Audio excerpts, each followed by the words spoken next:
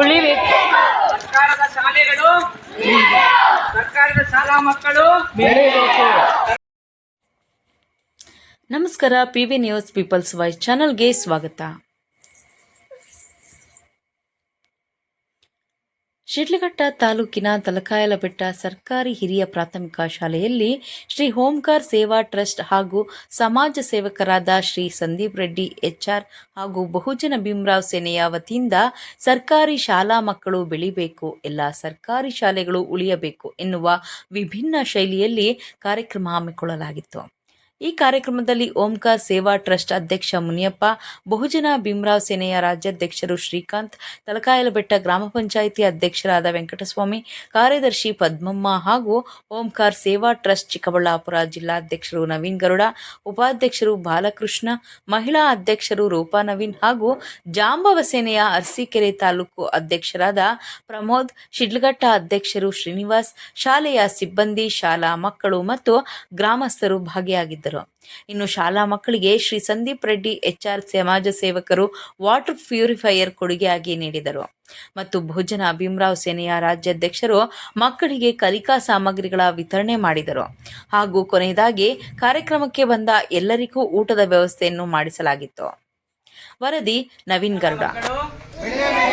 ಸರ್ಕಾರಿ ಶಾಲೆಗಳು, ಸರ್ಕಾರಿ ಶಾಲಾ ಮಕ್ಕಳು, ಸರ್ಕಾರಿ ಶಾಲೆಗಳು, ಸರ್ಕಾರಿ ಶಾಲಾ ಮಕ್ಕಳು, ಸರ್ಕಾರದ ಶಾಲೆಗಳು, ಸರ್ಕಾರದ ಶಾಲಾ ಮಕ್ಕಳು, ಸರ್ಕಾರದ ಶಾಲೆಗಳು, ಸರ್ಕಾರದ ಶಾಲಾ ಮಕ್ಕಳು, ಸರ್ಕಾರದ ಶಾಲೆಗಳು, ಸರ್ಕಾರದ ಶಾಲೆ.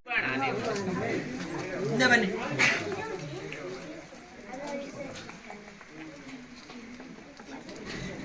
ಚಪ್ಪಾಳೆ ಬರಬೇಕು.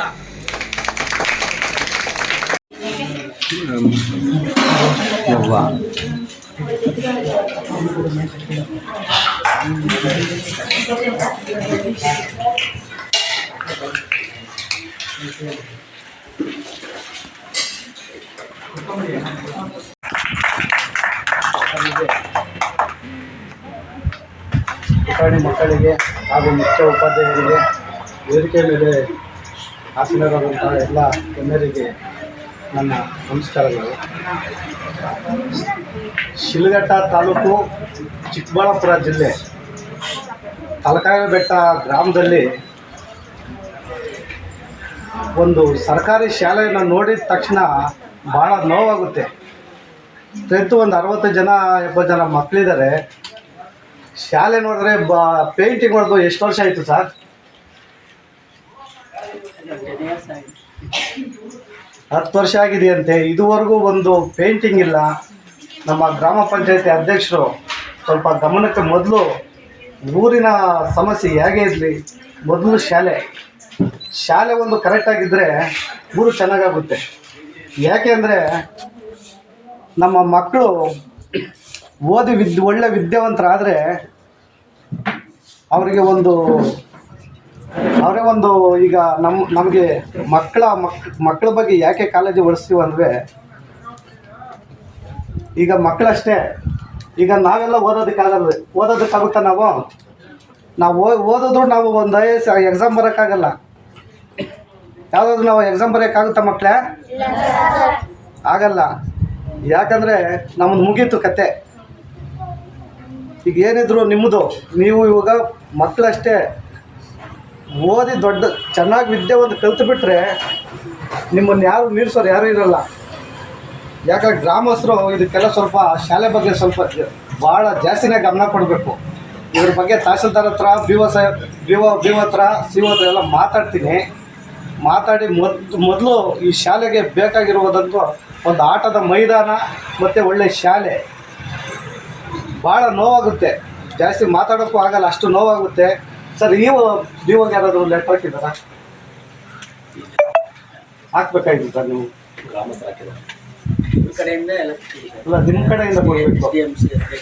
ಹಾಂ, BRC ಆಫೀಸ್ ನಾವು ಮಾಮೂಲಿ ಕೊಟ್ಟಿದ್ದೀವಿ ಸರ್. ಪಂಚಾಯತಿ ಕಡೆಯಿಂದನೂ ಕೊಟ್ಟಿದ್ದೀವಿ, ಆಫೀಸ್ ಕಡೆಯಿಂದನೂ ಕೊಟ್ಟಿದ್ದೀವಿ ಸರ್. ನಮ್ಮ SDMC ಸಮಿತಿ ಅದ್ರ ಕಡೆಯಿಂದನೂ ಕೊಟ್ಟಿದ್ದೀವಿ, ಲೆಟರ್ಸ್ ಎಲ್ಲ ಕೊಟ್ಟಿದ್ದೀವಿ.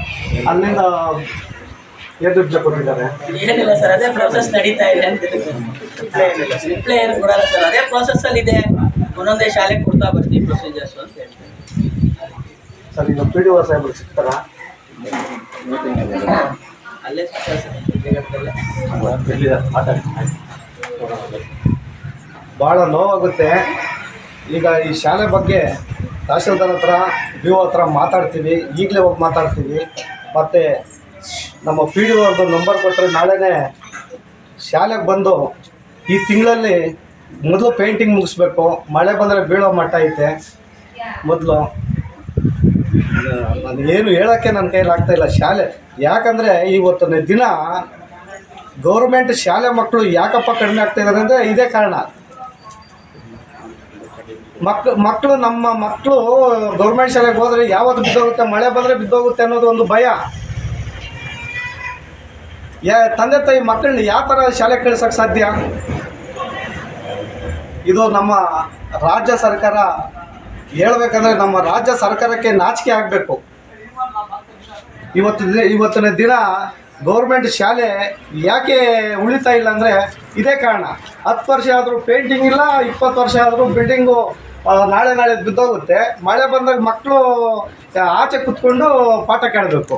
ಸರ್ ಇದು ಇನ್ನೊಂದು ಏನಂದ್ರೆ ಈ ಪೇಂಟ್ ಓಡ್ಸೋಕೆ ಯಾವುದೇ ಅನುದಾನ ಇಲ್ವಾ ಸರ್ ಸರ್ಕಾರದಿಂದ? ಪ್ರತಿಯೊಂದು ಮತ್ತೆ ಅವ್ರು ಯಾರೋ ಒಬ್ರು ಸರ್ ಹೇಳಿದ್ರು ಯಾವುದೇ ಅನುದಾನ ಇಲ್ಲ ಸರ್ ಪೇಂಟ್ ಓಡ್ಸೋಕೆ ಅಂತ.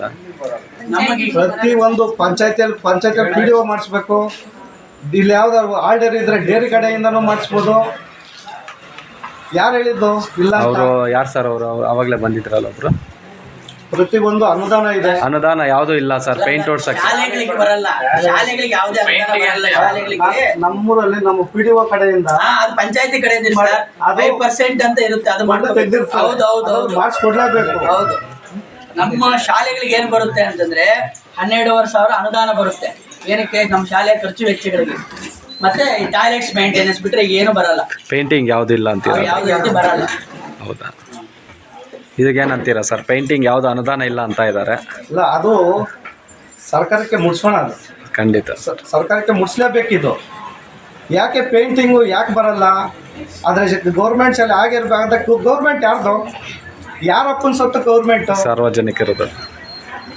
ಅಲ್ಲಿಗೆ ಈಗ ಅಸೆಂಬ್ಲಿಯಲ್ಲಿ ಕೂತಿದ್ದಾರಲ್ಲ.